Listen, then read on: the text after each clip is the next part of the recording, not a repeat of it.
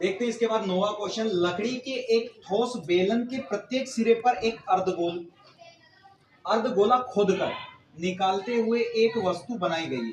यानी ये जो बेलन है इसके दोनों सिरे को आधा खोदा गया, ठीक है, अर्धगोले के आकार का खोद लिया गया है दोनों को, और एक वस्तु बनाई गई है।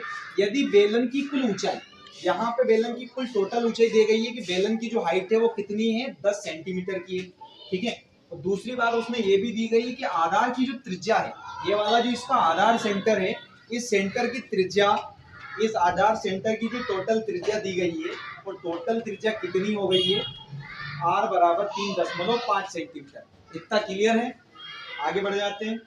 तो बेलन की ऊंचाई दी गई 10 सेंटीमीटर, त्रिज्या r बराबर 3.5 सेंटीमीटर है। इसको मैंने और शॉर्ट कर दिया, ये दशमलव हटेगा है ना, दशमलव हटा तो बटे में 1 आ गया, दशमलव के बाद 1 अंक था तो 1 जीरो लग गई। अब इसको मैंने 5 से काटा भाई, 5 से काटा तो 5 7 35 और 5 दूनी कितने हो गए 10। यानी आपको नई त्रिज्या क्या मिलेगी, 7/2। वस्तु का संपूर्ण पृष्ठीय क्षेत्रफल कह दो, या उस लकड़ी के, वो जो लकड़ी का है ना, लकड़ी की वस्तु का संपूर्ण पृष्ठीय क्षेत्रफल कह दो, बराबर क्या हो जाएगा, बेलन का वर्ग पृष्ठीय, क्योंकि एक तो इसमें बेलन जुड़ा हुआ है, प्लस 2 गुणित, यानी दोनों सिरों पर, ऊपर के सिरे में भी और नीचे के सिरे में भी, यानी 2 इसमें अर्धगोले जुड़े हुए, तो अर्धगोले का पृष्ठीय क्षेत्रफल। बेलन में यहाँ पर ऊंचाई है, इसलिए एल की जगह अभी इस वाले क्वेश्चन में हम क्या लेंगे, एच लेंगे। तो 2 पाई आर एच प्लस 2 गुणित, है ना, 2 पाई आर वर्ग, ये आपका अर्धगोले का पृष्ठीय क्षेत्रफल। 2 पाई आर और 2 पाई आर यहां से क्या करूंगा, मैं कॉमन ले लूंगा।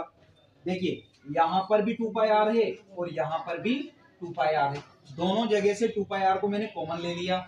यहां मुझे क्या मिला, एच मिला, प्लस यहाँ 2 है और यहां से बचे मेरे 2 आर थे, तो एक आर आपका यहाँ आ गया कॉमन में, यहाँ तो एक आर बचा 2 आर, है ना। इसका वैल्यू रख दिया 2, यहाँ 22/7, आर की वैल्यू 7/2, एच का मान मैंने, अब मैं क्या करूंगा, इसको मैंने थोड़ा प्रैक्टिकल में कर लिया, एच प्लस 2 आर को क्या कर दिया, एच का मान 10 प्लस 2 गुणित 7/2, 2 से 2 को क्लियर कर दिया, 10 7 कितने हो गए 17। तो यानी इसकी जगह मैंने टोटल करके 17 रख दिए, ठीक है। 7 से 7 कैंसिल, 2 से 2 कैंसिल, 22 का 17 में इंटू करना है भाई, इधर कर दिया, यानी 22 7 कितने होते हैं, 154 होते हैं, 154 के 4 लिख दिए, ठीक है। 15 हासिल के आ गए हैं, यानी फिर क्या करना है, 22 एकम 22 और 15 कितने हो जाएंगे 37। तो ये हो गया आपका 374 सेंटीमीटर स्क्वायर, ये होगा आपका आंसर जे।